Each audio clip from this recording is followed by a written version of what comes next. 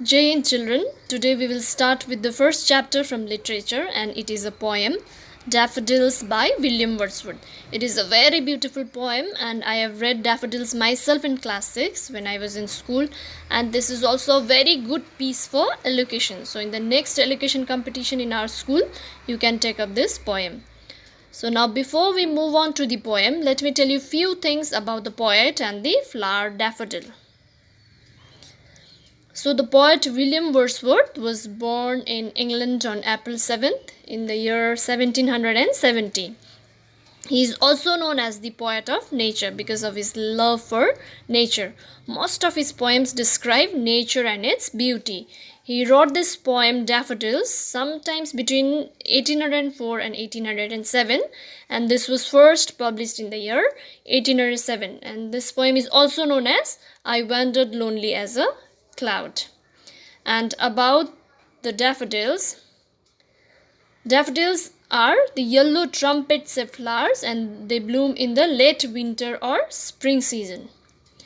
So now to the poem Daffodils by William Wordsworth. The poem has 4 stanzas with 6 lines in each stanza. So let us start. I wandered lonely as a cloud that floats on high over vales and hills. Here, wandered means to walk around slowly, and O apostrophe ER is over, and VALES, vales is an old English for valleys. So Wordsworth, the poet, was once wandering lonely like clouds that float over valleys and hills. When all at once I saw a crowd, a host of golden daffodils. Here, crowd means group and host means someone who entertain others. So suddenly, as the poet was wondering all to himself, he was attracted by a sight or scene of the golden colored daffodils. And they were numerous, they were many. That's why the poet says a crowd. He also calls them a host because these daffodils were entertaining and welcoming him. Beside the lake, beneath the trees, fluttering and dancing in the breeze. Here, beneath means under, fluttering means moving back and forth, and breeze means gentle wind. So, where were these daffodils? They were beside the lake and beneath the trees, under the trees. And what were they doing? They were fluttering, moving back and forth, and dancing in the gentle wind. So, the first stanza tells us about the lonely state of the poet, where he was wandering like the clouds, and then suddenly he gets attracted by the beautiful sight of the golden colored daffodils. They were numerous, they were many in numbers, and were fluttering and dancing in the gentle wind, and were beside the lake and under the trees. Now to the second stanza. Continuous as the stars that shine and twinkle on the Milky Way. Here, Milky Way is the name of our galaxy that contains our solar system. It contains billions of stars, including sun. So here the poet compares the number of daffodils to the number of stars on the Milky Way. He says that the daffodils appeared as the stars on the Milky Way that shines and twinkles continuously. They stretched in never-ending line along the margin of a bay. Here margin means the edge or the border of the lake, and bay means water body or the lake here.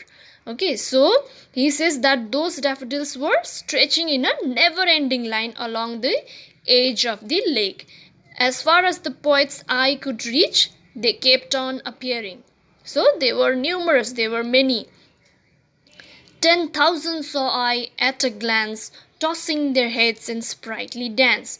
Here glance means a quick look, tossing means moving side to side, and sprightly means energetic. So the poet says that he saw 10,000 daffodils in one quick look. But this is just a way of saying. Here the poet did not count 1, 2, 3, 4 and that way 10,000. No. But that's just the way of saying. Like many times you might have heard your mother saying, 1,000 times I have told you don't do this, and yet you have done it, isn't it? So it is like that. She also never says 10,000 times, but she wants to say many times I have told you not to do this, but still you have done it, isn't it? So what the poet really means to say is, at a glance he saw a number of daffodils, and they were shaking their heads in a very lively and energetic dance. Now let's see the next stanza. The waves beside them danced, but they outdid the sparkling waves in glee. Here, glee means joy. So, along with the daffodils, even the waves beside them were dancing. Since the sunshine fell on the water, the waves were sparkling, and both the daffodils and those sparkling waves were dancing. But who was the better performer? According to the poet, the daffodils perform better than the waves with their happy and joyful dance. A poet could not but be gay in such a jocund company. Here, gay and jocund means cheerful, and company means being with others, okay, being with friends or being with somebody.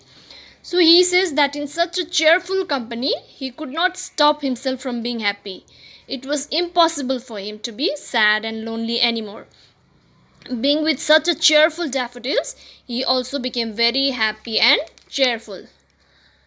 I gazed and gazed, but little thought what wealth they so to me had brought. I think here what wealth the so, there will be the, not they. What wealth the so to me had brought. Here gazed means stare. So he says that he stood there for a long time staring at the daffodils, looking at the beauty and the happiness. But at that point, he did not even realize what valuable treasure or what valuable wealth he had actually got from that show put up by the daffodils. Now, the last stanza. The last stanza reveals or tells the everlasting impact or effect of the daffodils on the poet's mind. For often when on my couch I lie, in vacant or in pensive mood, they flash upon that inward eye, which is the bliss of solitude. Here OFT is often, and vacant means empty, pensive means thoughtful, and inward eye is his mind's eye or his memory, poet's memory. And bliss means perfect happiness, and solitude means loneliness. So here the poet says, it is very often when he is lying on the couch or sofa, feeling empty or thoughtful or anxious, it is at this time the dancing daffodils flash in his inward eye, in his memory, and he experienced the perfect and calm happiness all by himself, undisturbed by anything.